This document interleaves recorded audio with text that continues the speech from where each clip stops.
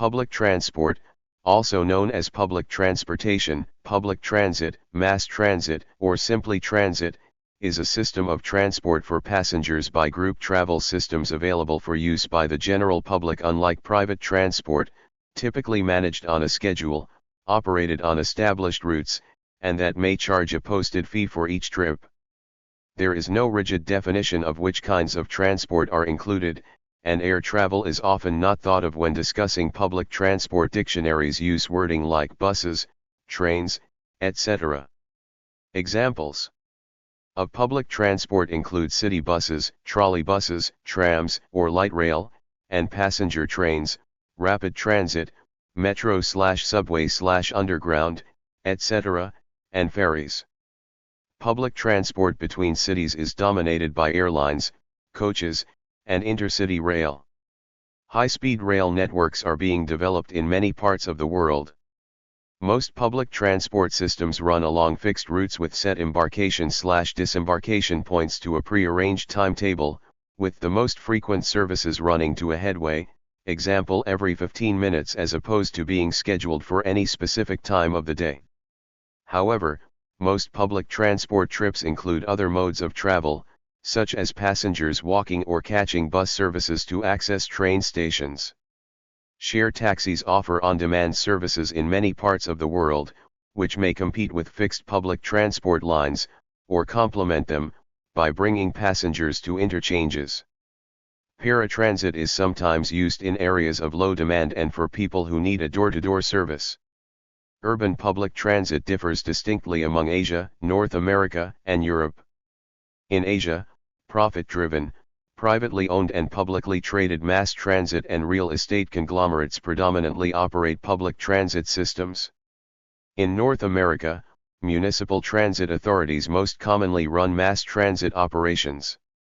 In Europe, both state-owned and private companies predominantly operate mass transit systems. For geographical, historical, and economic reasons, differences exist internationally regarding the use and extent of public transport.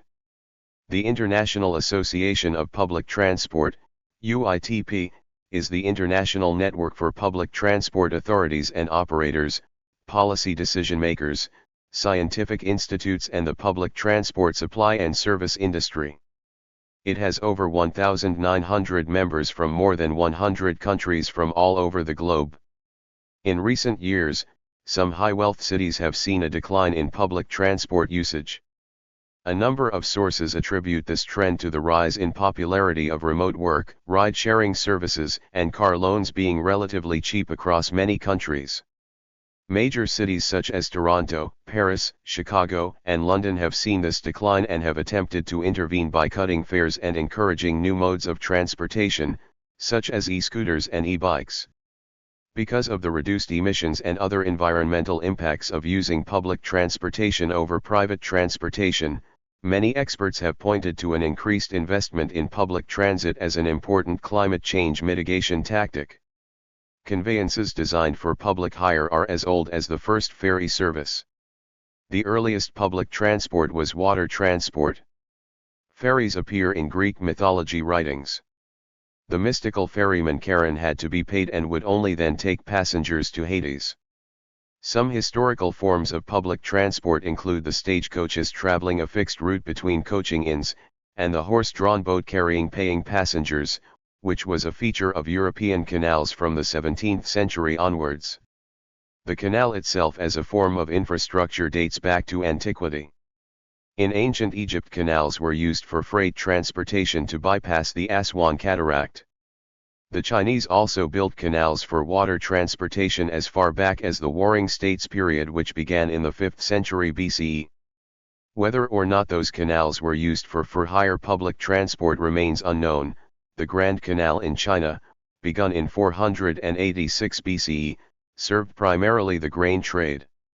The bus, the first organized public transit system within a city, appears to have originated in Paris in 1662, although the service in question, carrosses à 5 soles, English, 5-sole coaches, which have been developed by mathematician and philosopher Blaise Pascal, lasted only 15 years until 1677. Buses are known to have operated in Nantes in 1826. The public bus transport system was introduced to London in July 1829. The first passenger horse-drawn vehicle opened in 1806. It ran along the Swansea and Mumbles Railway. In 1825 George Stephenson built the locomotion No. 1 for the Stockton and Darlington Railway in northeast England, the first public steam railway in the world. The world's first steam-powered underground railway opened in London in 1863. The first successful electric streetcar was built for 11 miles of track for the Union Passenger Railway in Tallahassee, Florida, in 1888. Electric streetcars could carry heavier passenger loads than predecessors, which reduced fares and stimulated greater transit use. 2 years after the Richmond success, over 32,000 electric streetcars were operating in America. Electric streetcars also paved the way for the first subway system in America. Before electric streetcars, steam-powered subways were considered. However, most people believed that riders would avoid the smoke-filled subway tunnels from the steam engines. In 1894, Boston built the first subway in the United States, an electric streetcar line in a 1.5-mile tunnel under Tremont Street's retail district. Other cities quickly followed, constructing thousands of miles of subway in the following decades. In March 2020, Luxembourg abolished fares for trains, trams, and buses and became the first country in the world to make all public transport free. The Encyclopaedia Britannica specifies that public transportation is within urban areas, but does not limit its discussion of the topic to urban areas. 7 criteria estimate the usability of different types of public transport and its overall appeal. The criteria are speed, comfort, safety, cost, proximity, timeliness, and directness. Speed is calculated from total journey time including transfers. Proximity means how far passengers must walk or otherwise travel before they can begin the public transport leg of their journey and how close it leaves them to their desired destination. Timeliness is how long they must wait for the vehicle. Directness records how far a journey using public transport deviates from a passenger's ideal route. In selecting between competing modes of transport, many individuals are strongly motivated by direct cost, travel fare/ticket price to them, and convenience, as well as being informed by habit.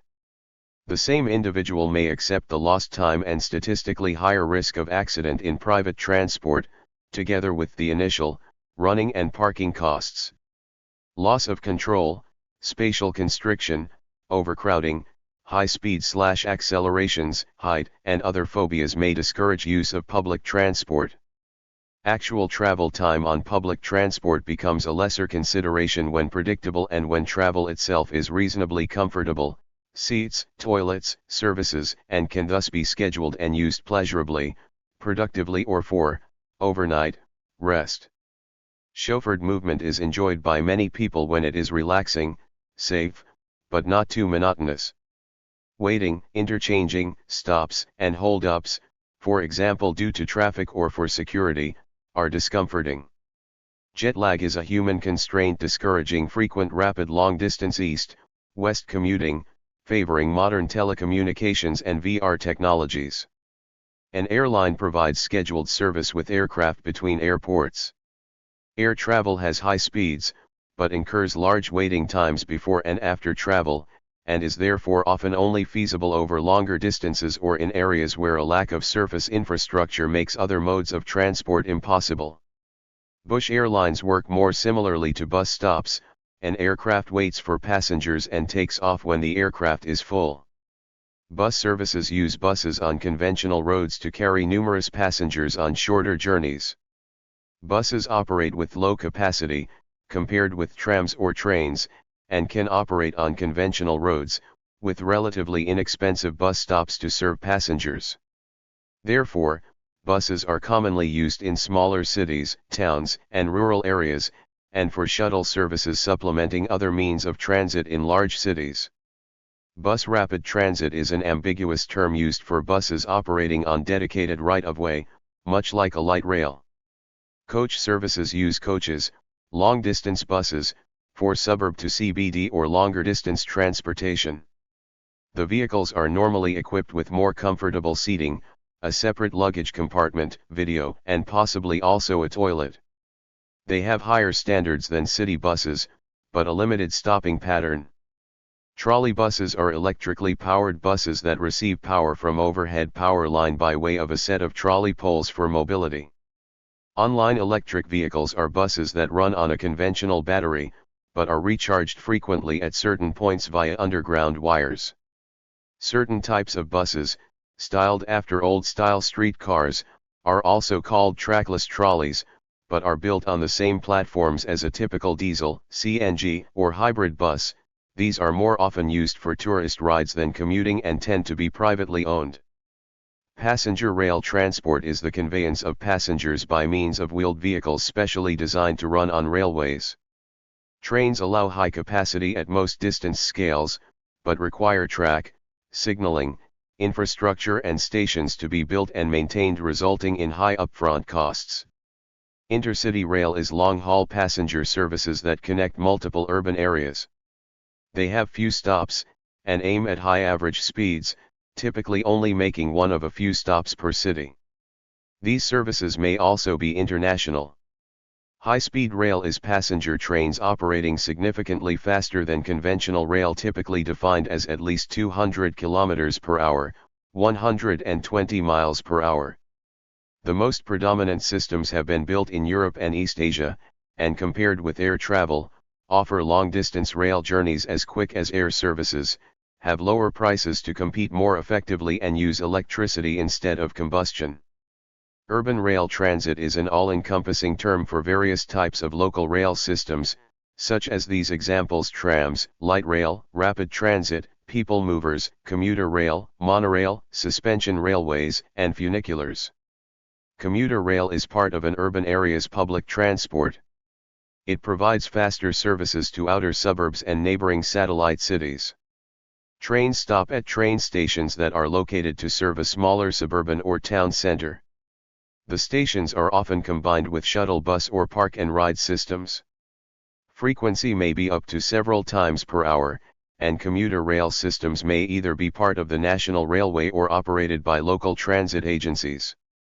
Common forms of commuter rail employ either diesel-electric locomotives, or electric multiple-unit trains. Some commuter train lines share a railway with freight trains.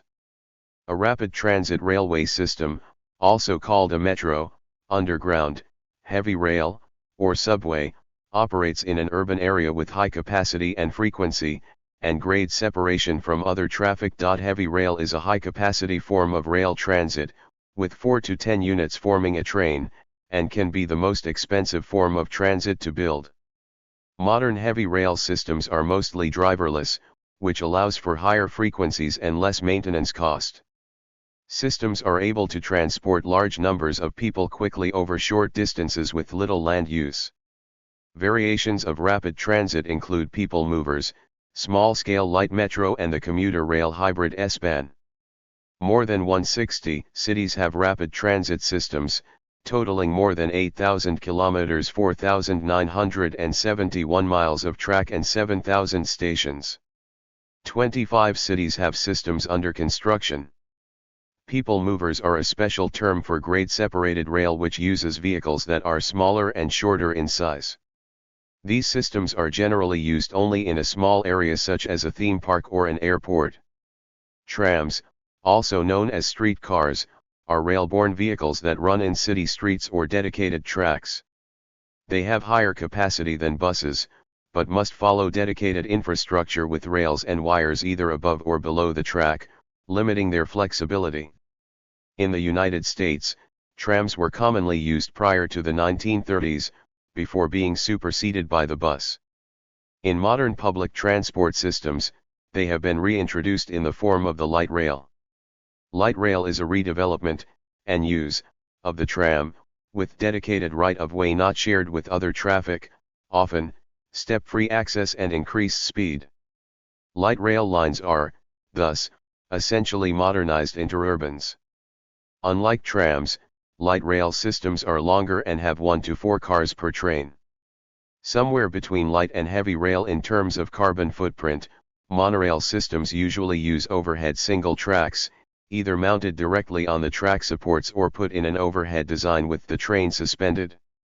Monorail systems are used throughout the world, especially in Europe and East Asia, particularly Japan, but apart from public transit installations in Las Vegas and Seattle, most North American monorails are either short shuttle services or privately owned services, with 150,000 daily riders. The Disney monorail systems used at their parks may be the most famous in the world. Personal Rapid Transit is an automated cab service that runs on rails or a GUIDAV. This is an uncommon mode of transportation, excluding elevators, due to the complexity of automation. A fully implemented system might provide most of the convenience of individual automobiles with the efficiency of public transit. The crucial innovation is that the automated vehicles carry just a few passengers, turn off the GUIDAV to pick up passengers, permitting other PRT vehicles to continue at full speed, and drop them off to the location of their choice, rather than at a stop. Conventional transit simulations show that PRT might attract many auto users in problematic medium-density urban areas. A number of experimental systems are in progress. One might compare personal rapid transit to the more labor-intensive taxi or paratransit modes of transportation, or to the, by now automated, elevators common in many publicly accessible areas. Cable-propelled transit, CPT, is a transit technology that moves people in motorless, engine-less vehicles that are propelled by a steel cable. There are two subgroups of CPT: gondola lifts and cable cars, railway. Gondola lifts are supported and propelled from above by cables, whereas cable cars are supported and propelled from below by cables. While historically associated with usage in ski resorts, gondola lifts are now finding increased consumption and utilization in many urban areas built specifically for the purposes of mass transit. Many, if not all, of these systems are implemented and fully integrated within existing public transportation networks. Examples include Metrosable, Medellin, Metrosable, Caracas, Mi Teleférico in La Paz, Portland Aerial Tram, Roosevelt Island Tramway in New York City, and the London Cable Car. A ferry is a boat used to carry, or ferry, passengers, and sometimes their vehicles, across a body of water. A foot passenger ferry with many stops is sometimes called a water bus. Ferries form a part of the public transport systems of many waterside cities and islands, allowing direct transit between points at a capital cost much lower than bridges or tunnels, though at a lower speed. Ship connections of much larger distances, such as over long distances in water bodies like the Mediterranean Sea, may also be called ferry services. A report published by the UK National Infrastructure Commission in 2018 states that cycling is mass transit and must be treated as such.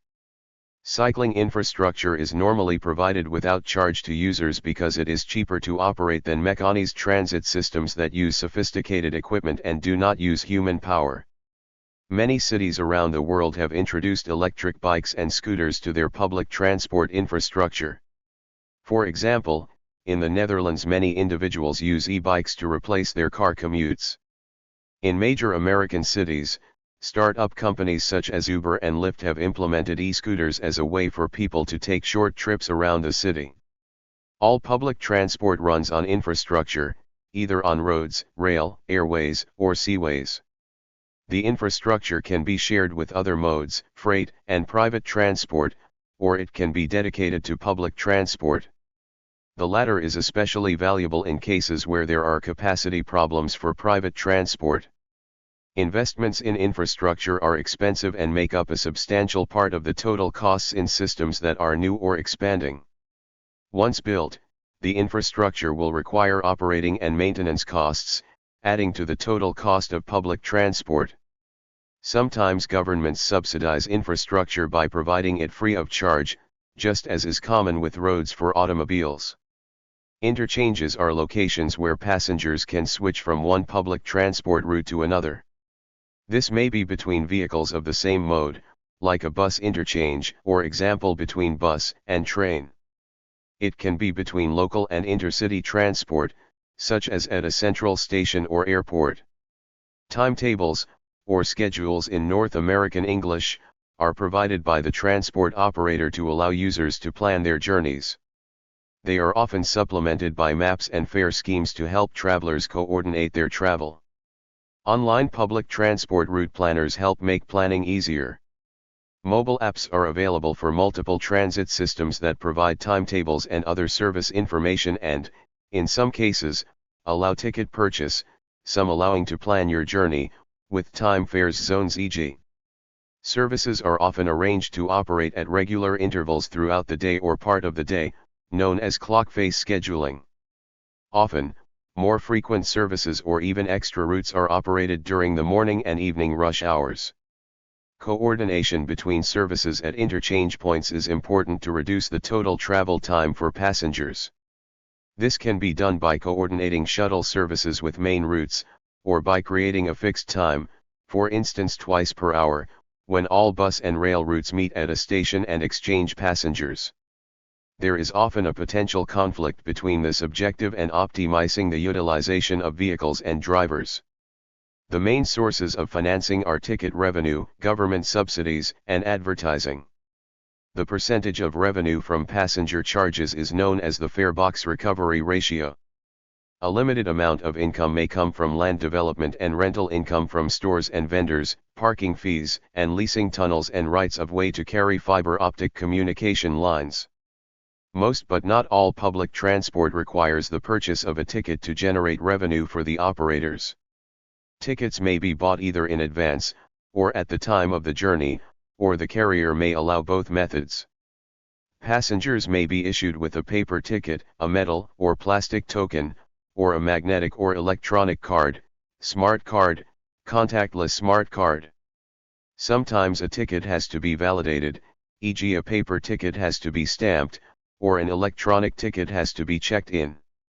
Tickets may be valid for a single, or return, trip, or valid within a certain area for a period of time, see transit pass. The fare is based on the travel class, either depending on the travel distance, or based on zone pricing. The tickets may have to be shown or checked automatically at the station platform or when boarding, or during the ride by a conductor. Operators may choose to control all riders, allowing sale of the ticket at the time of ride. Alternatively, a proof of payment system allows riders to enter the vehicles without showing the ticket, but riders may or may not be controlled by a ticket controller. If the rider fails to show proof of payment, the operator may fine the rider at the magnitude of the fare. Multi-use tickets allow travel more than once. In addition to return tickets, this includes period cards allowing travel within a certain area, for instance month cards, or to travel a specified number of trips or number of days that can be chosen within a longer period of time, called carnet ticket. Passes aimed at tourists, allowing free or discounted entry at many tourist attractions, typically include zero-fare public transport within the city. Period tickets may be for a particular route, in both directions, or for a whole network. A free travel pass allowing free and unlimited travel within a system is sometimes granted to particular social sectors, for example students, elderly, children, employees, job ticket, and the physically or mentally disabled. Zero-fare public transport services are funded in full by means other than collecting a fare from passengers, normally through heavy subsidy or commercial sponsorship by businesses. Several mid-size European cities and many smaller towns around the world have converted their entire bus networks to zero-fare. The only European capitals with free public transport are Tallinn and Luxembourg. Local zero-fare shuttles or intercity loops are far more common than citywide systems. There are also zero-fare airport circulators and university transportation systems. Governments frequently opt to subsidize public transport for social, environmental, or economic reasons. Common motivations include the desire to provide transport to people who are unable to use an automobile and to reduce congestion, land use, and automobile emissions. Subsidies may take the form of direct payments for financially unprofitable services, but support may also include indirect subsidies. For example, the government may allow free or reduced cost use of state-owned infrastructure such as railways and roads, to stimulate public transport's economic competitiveness over private transport, that normally also has free infrastructure, subsidized through such things as gas taxes. Other subsidies include tax advantages, for instance aviation fuel is typically not taxed, bailouts if companies that are likely to collapse, often applied to airlines, and reduction of competition through licensing schemes, often applied to taxis and airlines. Private transport is normally subsidized indirectly through free roads and infrastructure, as well as incentives to build car factories and, on occasion, directly via bailouts of automakers. Subsidies also may take the form of initial or increased tolls for drivers, such as the San Francisco Bay Area raising tolls on numerous bridges and proposing more hikes to fund the Bay Area rapid transit system. Land development schemes may be initialized, where operators are given the rights to use lands near stations, depots, or tracks for property development. For instance, in Hong Kong, MTR Corporation Limited and KCR Corporation generate additional profits from land development to partially cover the cost of the construction of the urban rail system.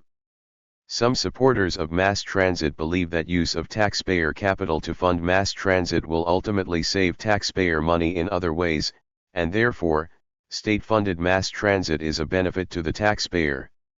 Some research has supported this position, but the measurement of benefits and costs is a complex and controversial issue.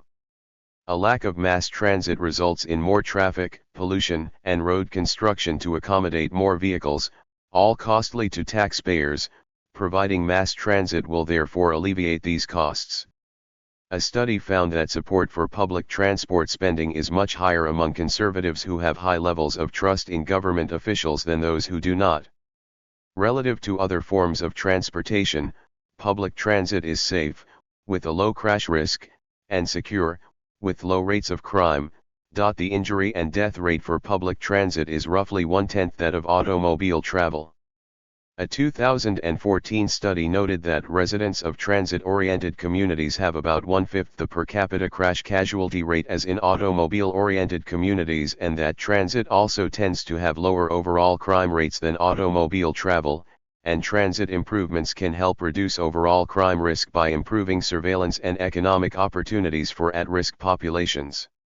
Although relatively safe and secure, public perceptions that transit systems are dangerous endure. A 2014 study stated that various factors contribute to the underappreciation of transit safety benefits, including the nature of transit travel, dramatic news coverage of transit crashes and crimes, transit agency messages that unintentionally emphasize risks without providing information on its overall safety, and biased traffic safety analysis.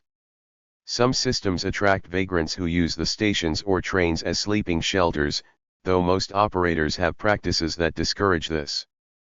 Public transport is means of independent transport for individuals, without walking or bicycling, such as children too young to drive, the elderly without access to cars, those who do not hold a driver's license, and the infirm such as wheelchair users. Kneeling buses, low-floor access boarding on buses and light rail has also enabled greater access for the disabled in mobility. In recent decades, low-floor access has been incorporated into modern designs for vehicles. In economically deprived areas, public transport increases individual accessibility to transport where private means are unaffordable. Although there is continuing debate as to the true efficiency of different modes of transportation, mass transit is generally regarded as significantly more energy efficient than other forms of travel. A 2002 study by the Brookings Institution and the American Enterprise Institute found that public transportation in the U.S. uses approximately half the fuel required by cars, SUVs and light trucks. In addition, the study noted that private vehicles emit about 95% more carbon monoxide, 92% more volatile organic compounds and about twice as much carbon dioxide and nitrogen oxide than public vehicles for every passenger mile traveled. Studies have shown that there is a strong inverse correlation between urban population density and energy consumption per capita, and that public transport could facilitate increased urban population densities, and thus reduce travel distances and fossil fuel consumption. Supporters of the green movement usually advocate public transportation, because it offers decreased airborne pollution compared to automobiles. A study conducted in Milan, Italy, in 2004 during and after a transportation strike serves to illustrate the impact that mass transportation has on the environment. Air samples were taken between 2 and January 9, and then tested for methane, carbon monoxide, non-methane hydrocarbons, NMHCs, and other gases identified as harmful to the environment. The figure below is a computer simulation showing the results of the study, with January 2 showing the lowest concentrations as a result of decreased activity in the city during the holiday season. January 9 showed the highest NMHC concentrations because of increased vehicular activity in the city due to a public transportation strike. Based on the benefits of public transport, the green movement has affected public policy. For example, the state of New Jersey released Getting to Work, Reconnecting Jobs with Transit. This initiative attempts to relocate new jobs into areas with higher public transportation accessibility. The initiative cites the use of public transportation as being a means of reducing traffic congestion, providing an economic boost to the areas of job relocation, and most importantly, contributing to a green environment by reducing carbon dioxide, CO2, emissions. A survey by the European Development Bank found that a majority of Europeans wanted to prioritize public transit in climate change mitigation policies. Using public transportation can result in a reduction of an individual's carbon footprint. A single person, 20-mile, 32 kilometers, round trip by car can be replaced using public transportation and result in a net CO2 emissions reduction of 4,800 pounds, 2,200 kilograms, per year. Using public transportation saves CO2 emissions in more ways than simply travel, as public transportation can help to alleviate traffic congestion as well as promote more efficient land use. When all three of these are considered, it is estimated that 37 million metric tons of CO2 will be saved annually. Another study claims that using public transit instead of private in the US in 2005 would have reduced CO2 emissions by 3.9 million metric tons, and that the resulting traffic congestion reduction accounts for an additional 3.0 million metric tons of CO2 saved. This is a total savings of about 6.9 million metric tons per year given the 2005 values. In order to compare energy impact of public transportation to private transportation, the amount of energy per passenger mile must be calculated. The reason that comparing the energy expenditure per person is necessary is to normalize the data for easy comparison. Here, the units are in per 100 ppm, read as person kilometer or passenger kilometer. In terms of energy consumption, public transportation is better than individual transport in a personal vehicle. In England, bus and rail are popular methods of public transportation, especially in London. Rail provides rapid movement into and out of the City of London, while busing helps to provide transport within the city itself. As of 2006 to 2007, the total energy cost of London's trains was 15 kWh per 100 ppm, about 5 times better than a personal car. For busing in London, it was 32 kWh per 100 ppm, or about 2.5 times that of a personal car. This includes lighting, depots, inefficiencies due to capacity, i.e., the train or bus may not be operating at full capacity at all times, and other inefficiencies. Efficiencies of transport in Japan in 1999 were 68 kWh per 100 ppm for a personal car, 19 kWh per 100 ppm for a bus, 6 kWh per 100 ppm for rail, 51 kWh per 100 ppm for air, and 57 kWh per 100 ppm for sea. These numbers from either country can be used in energy comparison calculations or life cycle assessment calculations. Public transportation also provides an arena to test environmentally friendly fuel alternatives, such as hydrogen-powered vehicles. Swapping out materials to create lighter public transportation vehicles with the same or better performance will increase environmental friendliness of public transportation vehicles while maintaining current standards or improving them. Informing the public about the positive environmental effects of using public transportation in addition to pointing out the potential economic benefit is an important first step towards making a difference. In the 2023 study titled Subways and CO2 Emissions, a global analysis with satellite data, research reveals that subway systems significantly reduce CO2 emissions by approximately 50% in the cities they serve, contributing to an 11% global reduction. The study also explores potential expansion in 1,214 urban areas lacking subways, suggesting a potential emission cut by up to 77%. Economically, subways are viable in 794 cities under optimistic financial conditions, SCC at $150/ton and SIC at $140 million per kilometer, but this figure drops to 294 cities with more pessimistic assumptions.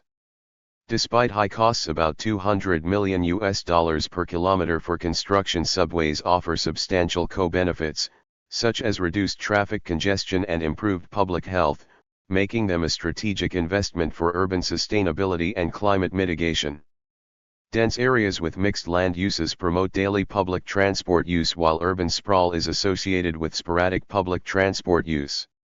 A recent European multi-city survey found that dense urban environments, reliable and affordable public transport services, and limiting motorized vehicles in high-density areas of the cities will help achieve much-needed promotion of public transport use. Urban space is a precious commodity and public transport utilizes it more efficiently than a car-dominant society, allowing cities to be built more compactly than if they were dependent on automobile transport. If public transport planning is at the core of urban planning, it will also force cities to be built more compactly to create efficient feeds into the stations and stops of transport. This will at the same time allow the creation of centers around the hubs, serving passengers' daily commercial needs and public services. This approach significantly reduces urban sprawl. Public land planning for public transportation can be difficult, but it is the state and regional organizations that are responsible to planning and improving public transportation roads and routes. With public land prices booming, there must be a plan to using the land most efficiently for public transportation in order to create better transportation systems. Inefficient land use and poor planning leads to a decrease in accessibility to jobs, education, and health care. The consequences for wider society and civic life is public transport breaks down social and cultural barriers between people in public life.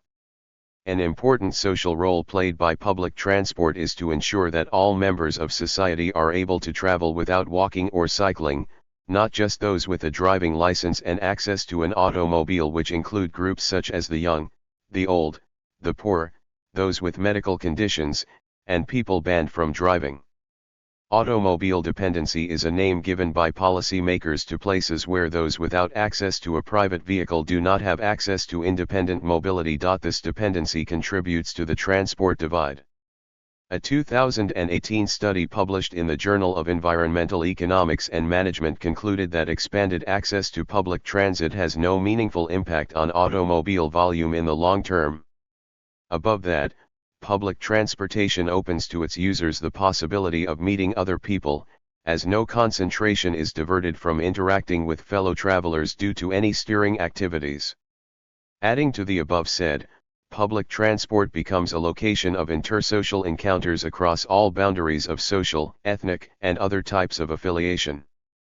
The COVID-19 pandemic had a substantial effect on public transport systems, infrastructures, and revenues in various cities across the world. The pandemic negatively impacted public transport usage by imposing social distancing, remote work, or unemployment in the United States.